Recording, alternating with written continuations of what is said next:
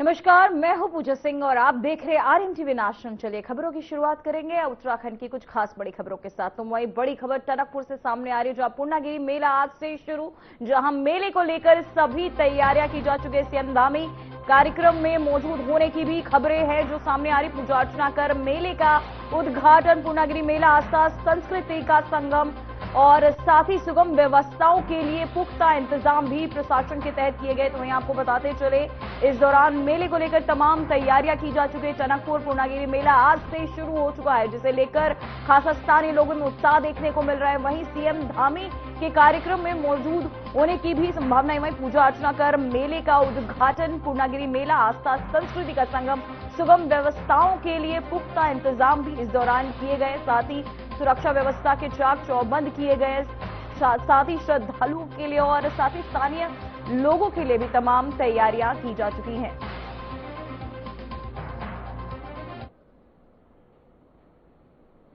तो वहीं देहरादून में सॉलिड वेस्ट मैनेजमेंट व्यवस्था की समीक्षा बैठक में प्रमुख सचिव आनंद वर्धन ने अधिकारियों को सख्त निर्देश दिए। उन्होंने डोर टू डोर कलेक्शन और स्रोत स्तर पर कूड़ा पृथक्करण को प्रभावी ढंग से लागू करने पर जोर दिया।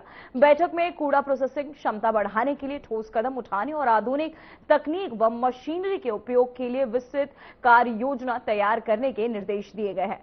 मुख्य सचिव ने कूड़ा वाहनों की ऑनलाइन ट्रैकिंग प्रणाली विकसित करने को भी कहा, ताकि निगरानी को पारदर्शी सुनिश्चित हो सके। साथ ही देहरादून में जीपीएस आधारित रियल टाइम मॉनिटरिंग सिस्टम का ट्रायल भी जारी, जिससे कचरा प्रबंधन को अधिक प्रभावी और व्यवस्थित बनाने की कोशिश की जा रही है। तो वहीं आपको बता दें, देहरादून में वेस्ट मैनेजमेंट समीक्षा की गई। मुख्य सचिव के सख्त निर्देश भी इस दौरान दिए गए। डोर टू डोर कलेक्शन पर जोर दिया जा रहा है। कूड़ा वाहनों की ऑनलाइन ट्रैकिंग भी की जाएगी। जीपीएस मॉनिटरिंग सिस्टम का ट्रायल भी किया जा चुका है।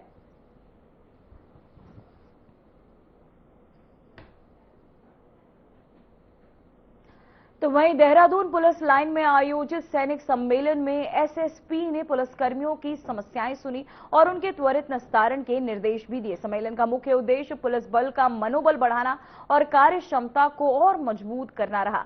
इस दौरान उत्कृष्ट कार्य करने वाले 29 पुलिसकर्मियों को प्रशिक्षित पत्र देकर सम्मानित किया गया। एसएसपी ने कर्तव्यनिष्ठ पुलिसकर्मियों की सराहना करते हुए भविष्य में भी इसी समर्पण और ईमानदारी से कार्य करने के लिए प्रेरित किया। बैठक में अधिकारियों को स्पष्ट निर्देश दिए गए कि अधीनस्थ कर्मचारियों की समस्याओं का समयबद्ध समाधान सुनिश्चित किया जाए। तो वहीं आपको बताते चले, सैनिक सम्मेलन का आयोजन, जहां समयबद्ध तरीके से सभी कार्यों को पूर्ण करने के इस दौरान संबंधित अधिकारियों को निर्देश भी दिए गए।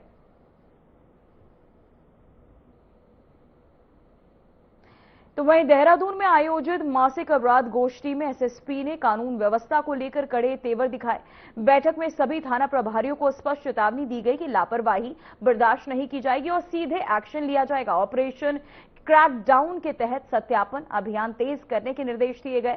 साथ ही रमजान और होली के मद्देनजर पीस कमेटी बैठकों के आयोजन और पुख्ता सुरक्षा इंतजाम सुनिश्चित करने को भी कहा गया।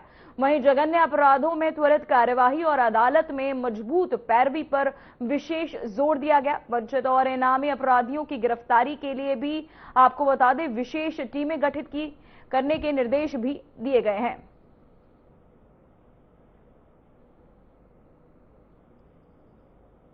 तो वहीं आपको बताते चले, इस दौरान सुरक्षा व्यवस्था के भी तमाम इंतजाम। देहरादून में आयोजित मासिक अपराध गोष्ठी में एसएसपी ने कानून व्यवस्था को लेकर कड़े तेवर दिखाए। बैठक में सभी थाना प्रभारियों को स्पष्ट चेतावनी दी गई कि लापरवाही बर्दाश्त नहीं की जाएगी और सीधे एक्शन लिया जाएगा। ऑपरेशन क्रैकडाउन के तहत सत्यापन अभियान तेज करने के निर्देश दिए गए। साथ ही रमजान और होली के मद्देनजर पीस कमेटी बैठकों के आयोजन को और पुख्ता सुरक्षा इंतजाम सुनिश्चित करने को कहा गया। वहीं जघन्य अपराधों में त्वरित कार्यवाही और अदालत में मजबूत पैरवी पर भी विशेष जोर दिया गया। वंचित और इनामी अपराधियों की गिरफ्तारी के लिए विशेष टीमें गठित करने के निर्देश भी जारी हुए हैं।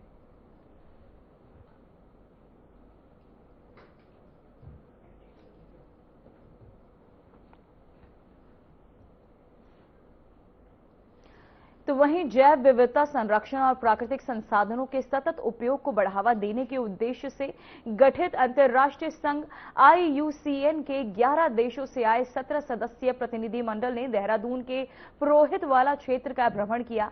टीम ने वर्षा जल संचय, भूजल पुनर्भ्रमण, चेक डैम और सामुदायिक जल संरक्षण कार्यों का निरीक्षण किया। प्रतिनिधि मंडल ने स्प्रिंग एंड रिजर्व, आपको बता दें, रिजर्वेशंस अथॉरिटी, वन विभाग और स्थानीय समुदाय के प्रयासों की इस दौरान उन्होंने सराहना करते हुए इसे जलवायु परिवर्तन से निपटने का प्रभावी मॉडल भी बताया। तो वहीं आपको बताते चले खबर देहरादून से सामने आ रही है, जहां जैव विविधता संरक्षण और प्राकृतिक संसाधनों के सतत उपयोग को बढ़ावा देने के उद्देश्य से गठित अंतर्राष्ट्रीय संघ IUCN के 11 देशों से आए 17 सदस्यीय प्रतिनिधि मंडल ने देहरादून के पुरोहित वाला क्षेत्र का भ्रमण किया। टीम ने वर्षा जल संचयन, भूजल पुनर्भ्रमण, चेक डैम और सामुदायिक जल संरक्षण कार्यों का निरीक्षण किया। प्रतिनिधि मंडल ने spring and river reservations authority, one विभाग और स्थानीय समुदाय के प्रयासों की सराहना करते हुए इसे जलवायु परिवर्तन से निपटने का एक प्रभावी मॉडल भी बताया। तो मैं आपको बता दें IUCN टीम का देहरादून दौरा, जहां स्प्रिंग रिजर्वेशंस का अवलोकन भी किया गया। अभी पूरे अंतर्राष्ट्रीय स्तर पे जल स्रोतों को बचाने के लिए, वाटर सोर्स को कंजर्व करने के लिए पूरी एक मुहिम चल रही है। इसी के तत्वाधान में एक जो हमारी अंतर्राष्ट्रीय संस्था है IUCN, international union for conservation of nature, उनका एक ब्रिज गैप एक प्रोजेक्ट चल रहा है। तो उसके अंतर्गत इन लोगों ने आसाम में मेघना नदी पे भी काम किया है और यहाँ उत्तराखंड में किस तरह से वाटर कंजर्वेशन का काम हो रहा है, इसके लिए लेके यहाँ पे आए, क्योंकि यहाँ पे ऑलरेडी एक इनफॉर्मल रूप में एक वाटर यूजर ग्रुप काम कर रहा था और बहुत अच्छा कम्युनिटी ने जंगल बचा के रखा हुआ है पुरोहित वाला का। और ये अंगेलिया का फॉरेस्ट बहुत साफ सुथरा, बहुत ही अच्छी कंडीशन में है और इसमें सारा ने भी पिछली बार जो है वाटर और सॉइल कंजर्वेशन पे काफी काम किया, जिससे डिस्चार्ज भी बढ़ा है और लोग काफी उत्साहित थे। इसीलिए हम लोगों ने इनको यहाँ पे लेके आए इस टीम को, सो दैट कि ये यहाँ देख सके कि किस तरह कम्युनिटी जो है वाटर कंजर्वेशन वर्क में इन्वॉल्व है, किस तरह से वो जंगलों की सुरक्षा कर रही है और अपने जल स्रोतों की किस तरह से सुरक्षा कर रही है। तो वहीं राजधानी के नानूर खेड़ा क्षेत्र में हाल ही में हुए विवाद के बाद शिक्षा विभाग ने प्रारंभिक शिक्षा निदेशक अजय कुमार नौडियाल को पदोन्नति दे दी है। इससे पहले रायपुर विधायक उमेश शर्मा काऊ और उनके समर्थकों पर नौडियाल के साथ मारपीट का आरोप लगा था, जिसके बाद मामला चर्चा में आ गया। घटना के बाद विभाग की ओर से जारी आदेश में अजय कुमार नौडियाल को पदोन्नति दिए जाने की पुष्टि की गई। इसके साथ ही शिक्षा विभाग ने 5 अन्य अधिकारियों को भी पदोन्नति का लाभ दिया है। दोनों आदेश आपको बता दें जारी है और साथ ही इस दौरान आपको बता दें दोनों आदेश जारी कर भी दिए गए हैं। अधिकारियों को पदोन्नति दी गई। साथ ही आपको बताते चले राजधानी के नारूर खेड़ा क्षेत्र में हाल ही में हुए विवाद के बाद शिक्षा विभाग ने प्रारंभिक शिक्षा निदेशक अजय कुमार नौडियाल को पदोन्नति दे दी है। इससे पहले रायपुर विधायक उमेश शर्मा काऊ और उनके समर्थकों पर नौडियाल के साथ मारपीट का आरोप लगा था, जिसके बाद मामला चर्चा में आ गया था। घटना के बाद विभाग की ओर से जारी आदेश में अजय कुमार नौडियाल को पदोन्नति दिए जाने की पुष्टि की गई है। इसके साथ ही शिक्षा विभाग ने 5 अन्य अधिकारियों को भी पदोन्नति का लाभ दिया है। दोनों आदेश जारी कर दिए गए हैं। तो मैं आपको बताते चले लगातार सामने आ रही है, जहां राजधानी के नानूर खेड़ा क्षेत्र में हाल ही में हुए विवाद के बाद शिक्षा विभाग ने प्रारंभिक शिक्षा निदेशक अजय कुमार नौडियाल को पदोन्नति दे दी है। इससे पहले रायपुर विधायक उमेश शर्मा काऊ और उनके समर्थकों पर नौडियाल के साथ मारपीट का आरोप लगा था, जिसके बाद मामला चर्चा में आ गया। घटना के बाद विभाग की ओर से जारी आदेश में अजय नौडियाल को पदोन्नति दिए जाने की पुष्टि की गई है।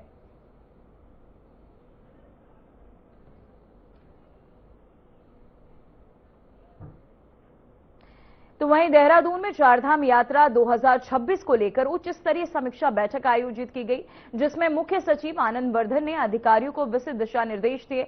उन्होंने सुरक्षित, सुगम और तकनीक सक्षम यात्रा सुनिश्चित करने के लिए व्यापक कार्य योजना तैयार करने के आदेश भी दिए। बैठक में केदारनाथ बद्रीनाथ मार्ग पर स्वास्थ्य सेवाएं मजबूत करने और निर्बाध बिजली आपूर्ति सुनिश्चित करने पर विशेष जोर दिया गया। ट्रैफिक जाम और आपात स्थिति की सूचना श्रद्धालुओं तक व्हाट्सएप अलर्ट के माध्यम से पहुंचाने के निर्देश दिए गए। यात्रा मार्ग पर क्यूआर कोड, स्पष्ट साइनेज और मानक संचालन प्रक्रिया यानी कि एसओपी जारी करने पर फोकस रखने को कहा गया। जिलाधिकारी चमोली, रुद्रप्रयाग और उत्तरकाशी को आपसी समन्वय के साथ व्यवस्थाएं दुरुस्त करने के निर्देश भी दिए गए। तो मैं आपको बताते चले, देहरादून में लगातार संबंधित अधिकारियों को निर्देश दिए जा रहे हैं। इसी खबर पर तमाम जानकारी के साथ हमारे संवाददाता आशीष जुड़ चुके हैं। आशीष, मैं जानना चाहूंगी, चारधाम यात्रा 2026 को लेकर ये उच्च स्तरीय समीक्षा बैठक जो आयोजित की गई, इससे हम क्या समझे? बिल्कुल पूजा, लगातार बैठकों का दौर जारी है और चारधाम यात्रा को लेकर जो तैयारियां हैं वो पूरी की जा रही हैं। मुख्य सचिव आनंद वर्धन की अध्यक्षता में कल जो है एक बैठक हुई है और जिसमें जो चमोली, रुद्रप्रयाग और उत्तरकाशी तमाम जनपदों के जो डीएम थे वो मौजूद थे और जो अन्य जो अधिकारी थे, चाहे वो पीडब्ल्यूडी के हों, सिंचाई के हों या फिर जल संस्थान के हों, तमाम विभागों के सचिव भी मौजूद थे ताकि चारधाम यात्रा में जो सुविधाएं हैं वो जो सुरक्षित और सुगम चारधाम यात्रा कैसी की जाए, इसको लेकर के मंथन किया जा रहा है और कहीं पर भी कोई दिक्कत ना हो, इसको लेकर के अधिकारियों को निर्देश दिए गए हैं। और अभी समय से पूर्व तमाम जो चौड़ीकरण का काम हो, चाहे बिजली आपूर्ति का काम हो या जल संस्थान की जो लाइनें क्षतिग्रस्त हो जाती हैं समय समय पर, उसको लेकर के व्यवस्था बनाने की बात हो, चाहे ट्रैफिक जाम या फिर आपात स्थिति में श्रद्धालुओं के लिए जो अलर्ट की बात है, उसके लिए व्हाट्सएप में जो है अलर्ट जो है भेजा जाएगा। इसके साथ साथ क्यूआर कोड यात्रा मार्गों पर लगाए जा रहे हैं, साइनेज लगाए जा रहे हैं और एसओपी जारी की जा रही है। सभी जो तमाम जो जिलाधिकारी हैं उनको निर्देशित किया गया है कि किसी भी आपातकाल की स्थिति में जो है जो पूरा सिस्टम है वो तैयार रहे और किसी भी यात्री को असुविधा ना हो और यहाँ जो भी यात्री आ रहे हैं वो अच्छी अनुभव लेकर के उत्तराखंड से जाएं। और चारधाम यात्रा में अक्सर देखा गया है कि मौसम सबसे ज्यादा बाधा बनता है, तो इस बार कहीं न कहीं मौसम की पूर्व सूचना भी व्हाट्सएप के माध्यम से संचारित की जाएगी ताकि जो यात्री हैं वो गंतव्य पर जाने से पहले अपना जो आगे का मौसम है उसको ध्यान में रखते यात्रा करें और कम से कम उन्हें दिक्कतें हों, इसको लेकर के जो है तमाम सुविधाएं प्रदान की जा रही हैं। और स्वास्थ्य सुविधाओं की बात करें तो जगह जगह जो है डॉक्टर्स तैनात हैं और जो हॉस्पिटल्स हैं, चाहे निजी या फिर सरकारी, उनमें तमाम स्टाफ तैनात किए गए हैं। यमुनोत्री और केदारनाथ में सबसे ज्यादा दिक्कतें होती हैं और हार्ट के पेशेंट्स वहाँ पे ज्यादा मिलते हैं, तो वहाँ पर भी सिग्मा हेल्थ केयर हो, चाहे यमुनोत्री में तमाम जो पैदल मार्ग में दिक्कतें होती है उसको लेकर के भी व्यवस्थाएं बनाई जा रही हैं।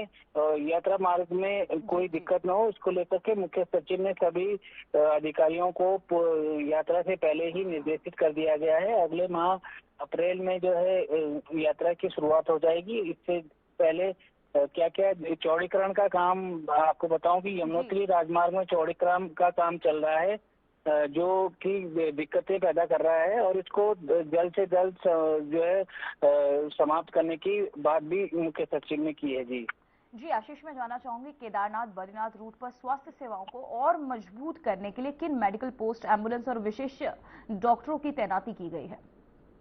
बिल्कुल, स्वास्थ्य के क्षेत्र में बात करें तो एयर एम्बुलेंस तैनात की जा रही है और डॉक्टरों की, स्पेशल डॉक्टरों की टीम जो है यात्रा मार्ग पर तैनात करने की बात की जा रही है सरकार के द्वारा। 250 से ज्यादा स्पेशल डॉक्टर्स जो है यात्रा मार्गों पर तैनात किए गए हैं ताकि जो दिक्कतें होती हैं, कई बुजुर्ग यात्री या फिर अचानक किसी यात्री की तबीयत खराब हो जाती है तो उसको कैसे जो है जल्द से जल्द हायर सेंटर पहुंचाया जाए या फिर उसका प्राथमिक उपचार यात्रा मार्ग पर कैसे तुरंत दिया जाए, उसको लेकर के पूरी तैयारी सरकार की कर रखी है जी। जी आशीष, मैं जानना चाहूंगी ऊंचाई वाले क्षेत्रों में निर्बाध बिजली आपूर्ति सुनिश्चित करने के लिए बैकअप पावर और वैकल्पिक व्यवस्थाओं की क्या योजनाएं हैं? बिल्कुल, जो बिजली व्यवस्था की बात करें तो फिलहाल जो सौर ऊर्जा के माध्यम से कई जगह जो है बिजली आपूर्ति की जा रही है, और इसके साथ साथ जो अन्य जो उत्तराखंड पावर कॉर्पोरेशन के तमाम जो सेंटर हैं उनको भी निर्देशित किया गया है कि वो जो है निर्बाध बिजली व्यवस्था जो है बनाए रखें, ताकि जो यात्री हैं उनको किसी भी तरीके की दिक्कत का सामना न करना पड़े जी। जी आशीष, आपका बहुत बहुत धन्यवाद इस खबर पर तमाम जानकारी के लिए। खबर अल्मोड़ा से है, जहां बागेश्वर रोड पर बसौली के सिपी आपको बता दें समीप एक दर्दनाक सड़क हादसा हो गया। पुलिस चौकी ताकुला क्षेत्र में एक कार अनियंत्रित होकर गहरी खाई में जा गिरी। सूचना मिलते ही एसडीआरएफ पोस्ट सरियापानी से उप निरीक्षक पंकज डंगवाल के नेतृत्व में टीम मौके पर पहुंची। वाहन में कुल 8 लोग सवार थे, जो बारात से लौटते समय अल्मोड़ा की ओर जा रहे थे। एसडीआरएफ, जिला पुलिस और स्थानीय लोगों ने संयुक्त रूप से रेस्क्यू अभियान चलाकर सभी घायलों को खाई से बाहर निकाला। घायलों को 108 एम्बुलेंस के माध्यम से ताकुला अस्पताल भेजा गया।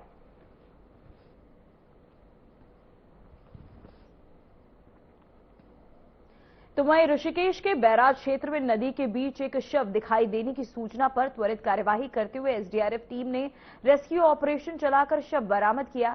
जानकारी के अनुसार ऋषिकेश कंट्रोल चौकी प्रभारी को एम्स की ओर से सूचना मिली थी कि बैराज क्षेत्र में नदी के बीच एक शव फंसा हुआ है, जिसे निकालने के लिए एसडीआरएफ की आवश्यकता है। सूचना मिलते ही एसडीआरएफ पोस्ट ढालवाला के उप निरीक्षक सुरेंद्र सिंह के नेतृत्व में टीम आवश्यक रेस्क्यू उपकरणों के साथ मौके के लिए रवाना हुई।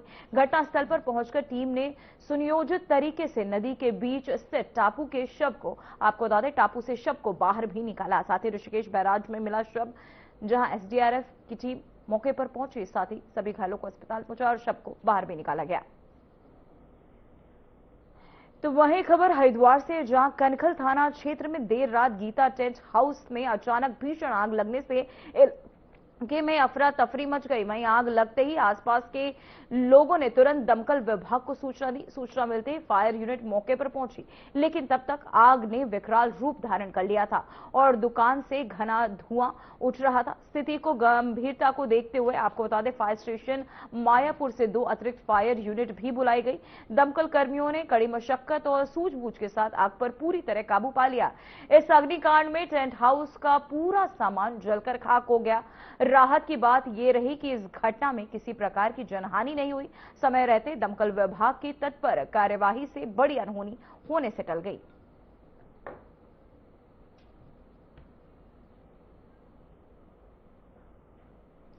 फिलहाल उत्तराखंड की खबरों में इतना ही। देखते रहिए आरएन टीवी नेशनल। मुझे दीजिए इजाजत। नमस्कार।